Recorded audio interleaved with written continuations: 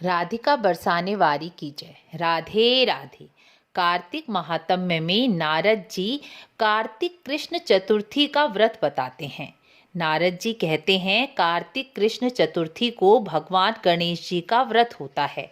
जो सुहागन स्त्री इस व्रत को करती है वह अटल सौभाग्य प्राप्त करती है और जो कंवारी कन्या इस व्रत को करती है वह सुयोग्य वर को प्राप्त करती है।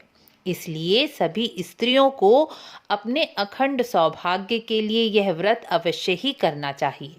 जिन कन्याओं की शादी में बहुत विलंब हो रहा है या बार बार अड़चने आ रही हैं या कोई कन्या के लायक वर ही नहीं मिल रहा, उस कन्या को भी यह व्रत अवश्य ही करना चाहिए।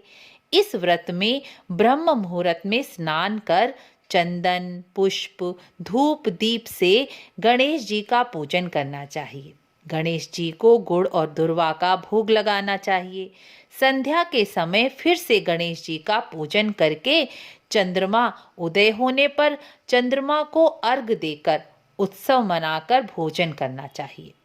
इस संबंध में नारद जी एक कथा भी सुनाते हैं। यह कथा पौराणिक है। इसको सुनने से ही सौभाग्यवती स्त्री का सौभाग्य अटल हो जाता है। भद्रावती नाम की एक पुरी में सुधर्मा नाम का एक राजा रहता था। उसके 4 पुत्र और एक पुत्री वीरमती थी। उसने अपनी कन्या वीरमती का विवाह देवव्रत नाम के एक युवक से कर दिया। दोनों बड़े प्रेम से रहने लगे। एक दिन अचानक देवव्रत को एक सांप ने काट लिया और उसकी मृत्यु हो गई। वीरमती बहुत दुख में डूब गई। उनके माता पिता और 4 भाई भी पुत्री के पास पहुंच गए। पुत्री को अपने पास ले आए। संयोगवश उस समय सबका दुख दूर करने वाले ऋषि पुलस्त जी उनके घर आ पहुंचे। राजा ने हाथ जोड़कर प्रणाम किया और ऋषि से बोले, ऋषिवर, किस पाप कर्म के कारण मेरी कन्या विधवा हो गई? पुलस्त ऋषि बोले, राजन, कार्तिक मास में चतुर्थी तिथि को तुम्हारी कन्या ने कार्तिक कृष्ण गणेश चतुर्थी का व्रत नहीं किया। इसी के पाप के कारण तुम्हारी कन्या विधवा हो गई है। पुलस्त ऋषि कहने लगे, एक समय ब्रह्मा विष्णु महेश इंद्र आदि देवता दैत्यों के नाश का उपाय सोचने के लिए इकट्ठा हुए। तब ब्रह्मा जी ध्यान लगाने लगे। ध्यान करके सभी देवताओं से बोले, गणेश चतुर्थी का व्रत सब दैत्यों का नाश करने वाला है। तब सभी देवताओं ने कार्तिक कृष्ण गणेश चतुर्थी का व्रत किया और दैत्यों पर विजय प्राप्त कर ली। विजय प्राप्त होने के बाद सब देवता प्रसन्न हो गए और गणेश जी के पास जाकर बोले, आप हमसे वर मांगिए। तब गणेश जी ने कहा, मुझे ऐसा वर दीजिए कि जो स्त्री कार्तिक कृष्ण चतुर्थी का व्रत करे उसका पति चिरंजीवी हो जाए और जो यह व्रत ना करे वह विधवा हो जाए। इसलिए यह व्रत सभी स्त्रियों को अवश्य ही करना चाहिए।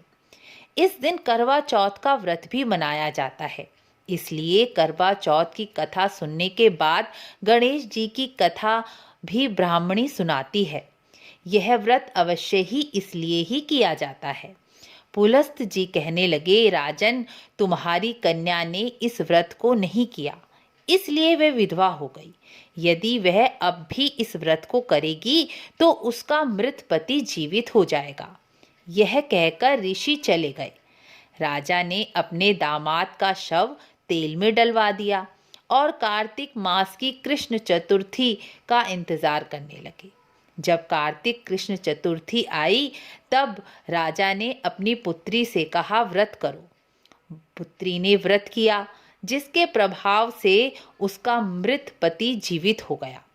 इसलिए सुहागन स्त्रियों को अपने सौभाग्य की रक्षा और संतान की प्राप्ति के लिए यह व्रत अवश्य ही करना चाहिए। जो मनुष्य गणेश जी को अपना इष्ट मानते हैं वह अश्विन कृष्ण चतुर्थी से लेकर कार्तिक शुक्ल पक्ष की चतुर्थी तक कार्तिक स्नान करें। कार्तिक स्नान करने से गणेश जी की प्रसन्नता और आशीर्वाद दोनों ही प्राप्त हो जाता है। जो मनुष्य दूसरों की देखा देखी या जबरदस्ती कार्तिक मास का महत्व जानकर या ना जानने पर भी केवल कार्तिक मास में प्रातः स्नान का ही नियम पूरा कर लेते हैं, वह कभी यम यातना नहीं भोगते। इसलिए कार्तिक मास में कुछ ना कुछ नियम तो अवश्य ही करें। आपको वीडियो अच्छी लगी हो तो लाइक शेयर ज़रूर करें। राधे राधे।